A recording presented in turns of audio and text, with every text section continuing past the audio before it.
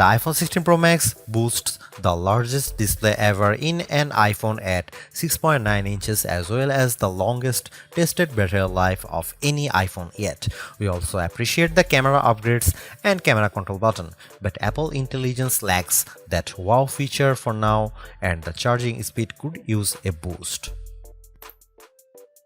There is some big questions that kept nagging me as I was testing the iPhone 16 Pro Max.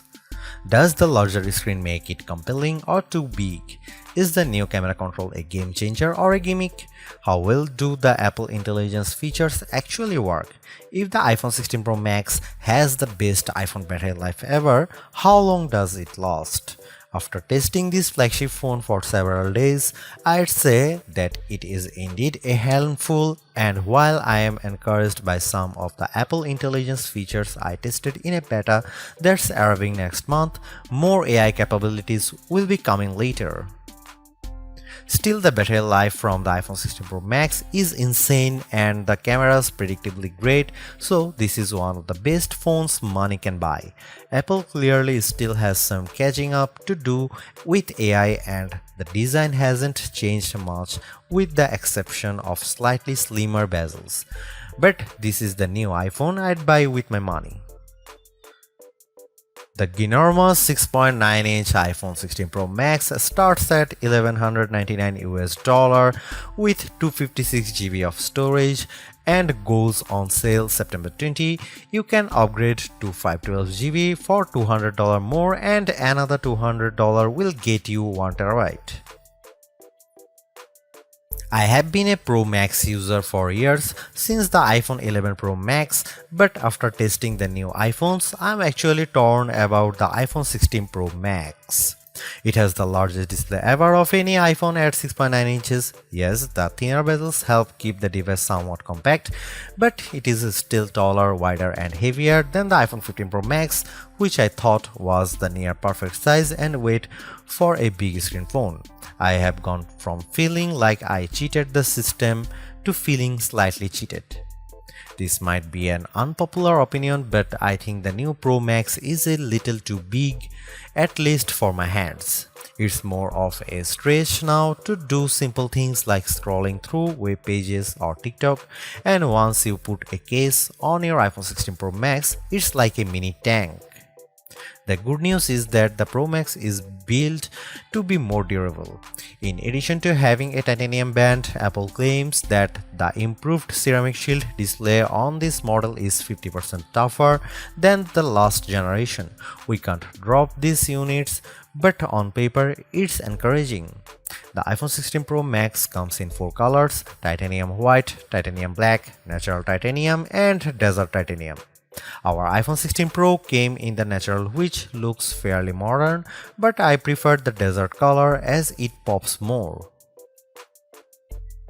The iPhone 16 Pro and Pro Max displays don't get any upgrades in terms of brightness or refresh rate, but they are still among the best OLED panels on a phone. The only main difference is that the screens can scale down to a minimum of 1 nits, which means you can use your phone in bed without disturbing anyone else and get an even dimmer alarm clock. Otherwise, the new iPhone 16 Pro Max screen is largely the same, allowing the Pixel 9 Pro to surge ahead in terms of brightness. We measured a max of about 1500 nits for the iPhone 16 Pro Max, while the Pixel 9 Pro XL hit more than 2300 nits. Outside in direct sunlight, the iPhone 16 Pro and Pro Max were both dimmer than the Pixel 9 Pro XL, though Google's phone dimmed faster over time in response to the heat. Other than the display size, the biggest design change to the iPhone Pro Max is the addition of the camera control button. This recessed capacitive button on the right side uses haptic to give you feedback and it launches you straight into the camera.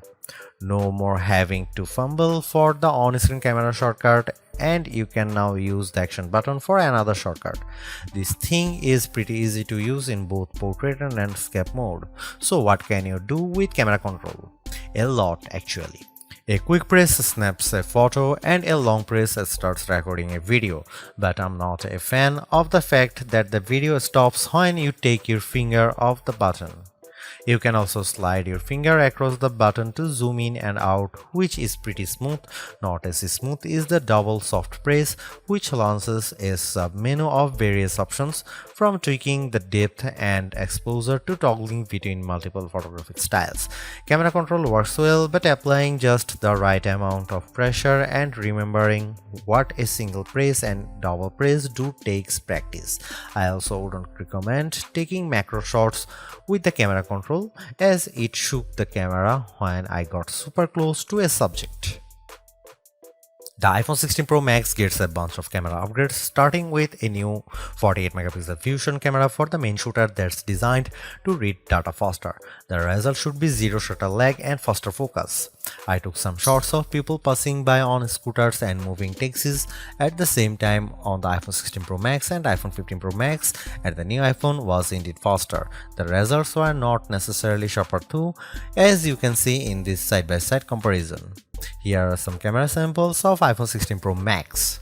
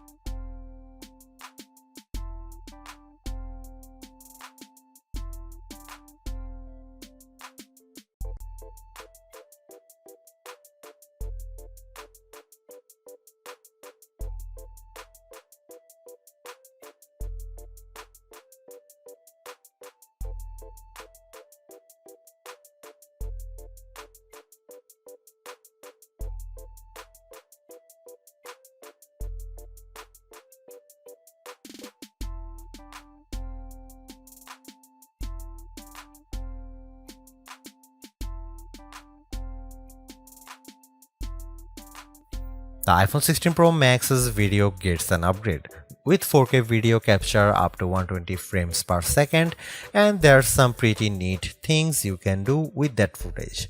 Using the playback speed controls, I could slow down a ping pong match to 50%, 25% or 20%, and the footage still looked sharp. The iPhone 16 Pro Max is indeed an iterative upgrade, and maybe it wouldn't feel that way if Apple Intelligence was available today along with all the promised features. Instead, it's going to trickle out over time, so I would not to be in a rush to upgrade. Having said that, I think that iPhone 16 Pro Max is the best phone money can buy right now if you want the biggest screen and longest battery life.